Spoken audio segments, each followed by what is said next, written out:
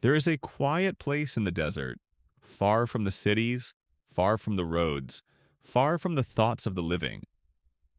It lies beneath the sand, where time no longer moves forward but circles around itself, slowly, endlessly, without purpose. It is a tomb, silent and deep, buried not just by sand but by forgetfulness. The wind passes over it day after day, year after year, century after century, whispering a language no one understands anymore. In this tomb lies a name no longer spoken, a name that once ruled the sun and the moon and the bending of the Nile. The name belonged to a pharaoh whose eyes were lined with coal and whose breath was believed to be holy. He built his kingdom not only with stone, but with belief, and belief, when repeated for long enough, becomes something heavier than stone. In this place of forgotten names and unmoving time, there lies what some call a curse.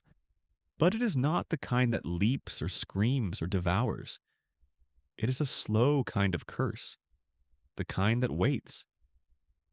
The curse, if one believes in such things, began when the Pharaoh ordered his burial to be a sacred mirror of his life, gold to reflect the sun, silence to echo the desert, and guards sculpted in stone to replace the living ones. These guards never blink, never sleep, never move. But they are there, always there, still, as thought and old as fear. Around the tomb, priests carved words into the rock, phrases meant to protect the rest of the dead and to disturb the rest of the living. These words, when read aloud, sound like dry leaves moving over stone, but not many people read them now. Long after the priests turned to dust and the scribes became names on broken walls, people started forgetting.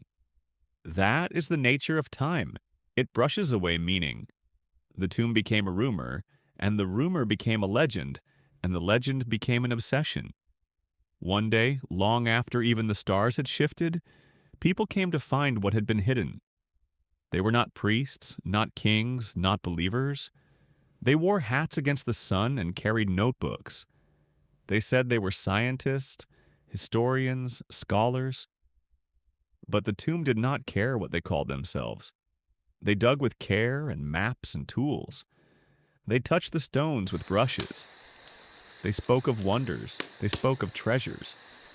They spoke of secrets that could rewrite history. They did not speak of silence or sleep or shadows. They forgot that some things are not found. They are left alone. Still, they opened the tomb.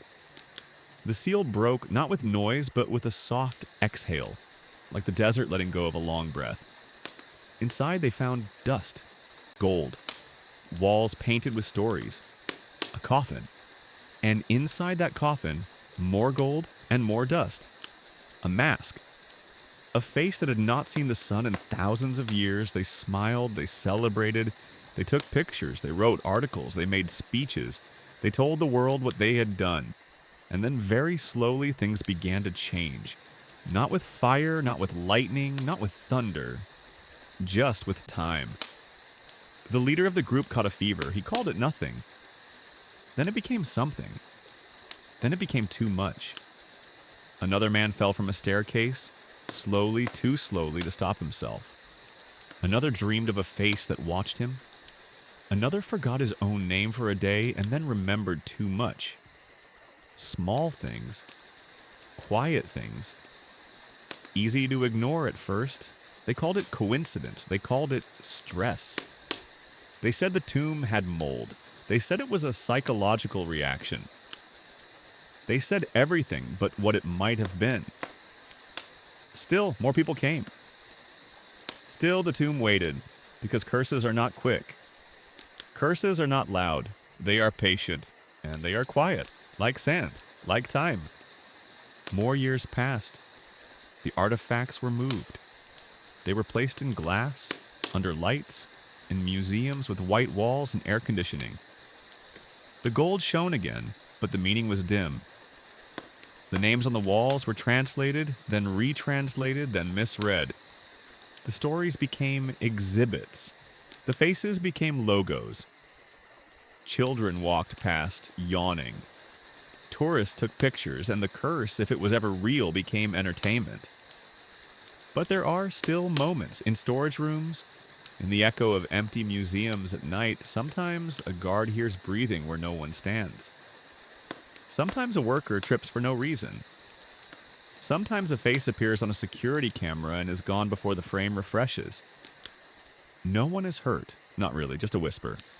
Just a blink. Just a small piece of unease that lingers a little too long. And in the desert, the tomb still exists. The original one? The deep one. The one beneath the layers no one has reached. The one that the pharaoh built not with stone or gold, but with fear. The real tomb. It has not been opened. It has not been touched. The priests knew this one. They filled it with words no tongue can say and wrapped it in silence like a second sarcophagus.